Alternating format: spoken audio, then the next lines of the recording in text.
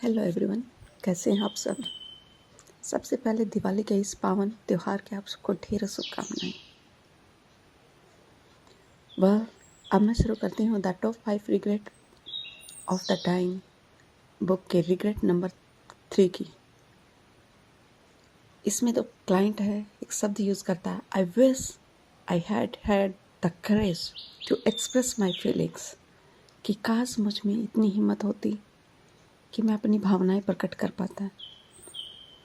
Actually यहाँ writer ब्रूने 94 यानी कि 94 वर्षीय एक बुजुर्ग जोसेफ उनकी देखभाल के लिए अपनी सेवा देती है और इसी के दौरान वो उनसे बातें करते हुए अपना इंटरेक्शन बढ़ाती है। एक्चुअली इससे ब्रूनी अपने और क्लाइंट के मध्य जो रिश्ता था उसको सॉफ्ट करना चाहती है ताकि और ज़्यादा दिली हो और एक दूसरे की भावनाएं समझी जा सके। तो एक दिन जोसेफ का बेटा आता है, वो हमेशा ब्रूनी उसे देखती है कि वो हमेशा ही न्यूज़पेपर का बिजनेस आर्टिकल मैक्सिमम पढ़ता है, उसी के बारे में, बिजनेस के बारे में और समथिंग पैसों के बारे में ही जोसेफ से बातें करता है। और ब्रूनी जोसेफ से बोलते हैं कि आपका बेटा अच्छा है, लेकिन जोसेफ कहता है नहीं, वह मेरे पैसे के लिए ये सब करता है, उसको अपना पिता नहीं, उसका पैसा चाहिए। इस पर ब्रूनी को थोड़ा शौक लगता है। फिर जोसेफ बताता है कि वह और उसकी पत्नी, उनका परिवार जर्मनी की हॉलोकॉस्ट घटना, जो हिटलर के समय अमानवीय घटनाएं हुई थी, वहाँ पर इंसानों को जिंदा मारने की, तो उस घटना से बचकर ये लोग ऑस्ट्रेलिया पहुँचे थे। और उनकी पत्नी गजेला और जोसेफ का परिवार, इन दोनों की देखभाल के लिए कि इनका भरण पोषण हो सके, जोसेफ ने कड़ी मेहनत की। ये दूर जाकर काम करता, पैसे कमाता और कहीं ना कहीं जोसेफ कहता है कि मैंने अपने बच्चों से कुछ जो ज़रूरी, शायद लाइफ के लिए ज़रूरी थी, वो बातें शेयर करने की बजाय हमेशा उनको पैसा कैसे कमाया जाता है, पैसे की कैसे इज्जत करनी चाहिए, पता है पैसा कमाते हुए क्या कितना समय लगता है, यही बातें की। और समवेयर वही बातें उनके बच्चों से निकल रही थी।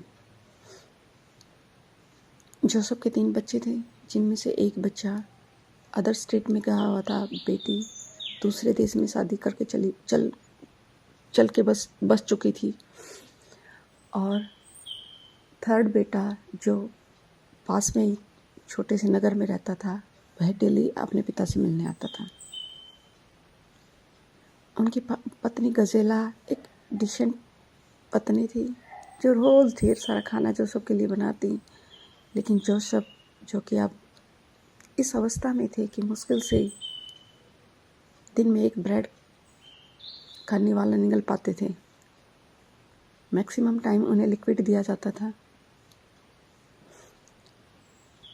तो यहाँ जोसेफ आंखों में आंसू लिए हुए ब्रूनी से कहते हैं कि ब्रूनी, काश मैं अपने बच्चों को बता पाता कि मैं उनसे कितना प्यार करता हूँ, और काश मेरे बच्चे समझ पाते कि उनके पिता के लिए वो कितना महत्व रखते हैं। और अब जब मैं मरने जा रहा हूँ तो मुझसे ये हो नहीं पा रहा है, और कहीं ना कहीं एक पछतावा मैं अपने दिल में लिए हुए हूँ। लेकिन ब्रूनी जोसेफ को कहती है कि आप अभी भी देरी नहीं हुई है, आप अपनी बातें शेयर कीजिए, ताकि आपके बच्चों को पता चले कि आप उनसे कितना प्रेम करते हैं। और कहीं ना कहीं हो सकता है कि वो भी अपने दिल में दबाए हुए हों और वो भी इसे शेयर कर सके। परंतु जोसेफ बोलता है कि नहीं, अब बहुत देर हो चुकी है। ब्रूनी जोसेफ की पत्नी से बात करती है कि प्लीज़ वो अपने बच्चों से इस विषय में बात करें कि उनके पिता उनको कितना पसंद करते हैं,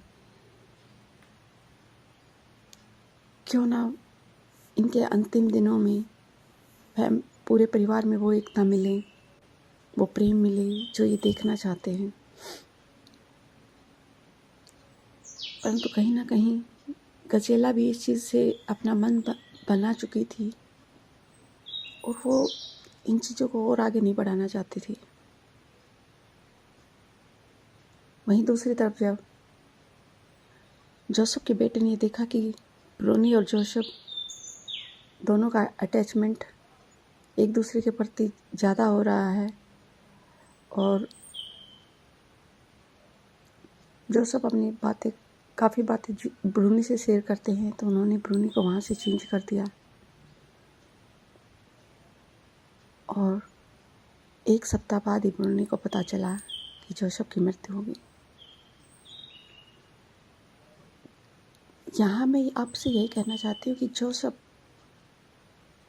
मतलब हम सब की एक कॉमन चीज़ है। एक माँ बाप के लिए उसके बच्चे सबसे प्यारे होते हैं और एक बच्चे के लिए सबसे बड़ी सुरक्षा उसके माँ बाप होते हैं। उसे पता है मेरे माँ बाप है तो मुझे कोई चिंता नहीं है।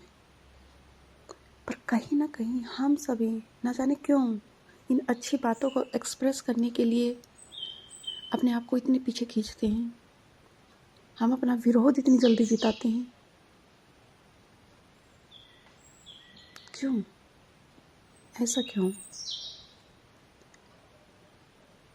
कितना अच्छा हो अगर चुपचाप दिन के किसी समय आप अपने बच्चों को कहे, बेटा बेटे आई लव यू, आप ही मेरे लिए सब कुछ हो, मैं आपके साथ हूँ हमेशा, आपको डरने की ज़रूरत नहीं है। काश ऐसा ही कुछ बच्चे बोले, मम्मी पापा मैं आपके साथ हूँ और मैं हमेशा आपकी और अपनी मर्यादा का ध्यान रखूँगा, हमेशा आपसे निस्वार्थ प्रेम करूँगा। अपने इन छोटे छोटे इमोशंस को शेयर कीजिए। पता है इनमें जादू है, जादू। कभी आजमाइए, बगैर बोले चुपचाप अपने बच्चे की झप्पियाँ लीजिए, बच्चे माँ बाप की झप्पियाँ ले, कभी गले लगे, कितना सुकून मिलता है। मैं पर्सनल तौर पे अपना एक किस्सा शेयर करती हूँ। जब मेरा बच्चा पैदा हुआ उस समय मुझे ये लगा था कि शायद दुनिया में इससे खूबसूरत चीज़ कोई हो ही नहीं सकती। ना पति, ना माँ बाप, ना दोस्त, कुछ नहीं। मतलब वास्तव में एक जीवन, एक बच्चा है। फिर जब बच्चे बड़े होते जाते हैं तो क्यों हम उनसे दूर हो रहे हैं। अपने बच्चों को अपना बनाए, ढेर सारा प्यार दे अपने रिश्तों में। हाँ, कुछ शिकायतें हो तो मिलकर सुलझा ले, कोई दिक्कत नहीं। जब दो सदस्य बैठते हैं तो कभी प्रेम होता है तो कभी नोक झोंक भी होती है, तो उसको सुलझाया जा सकता है। धन्यवाद।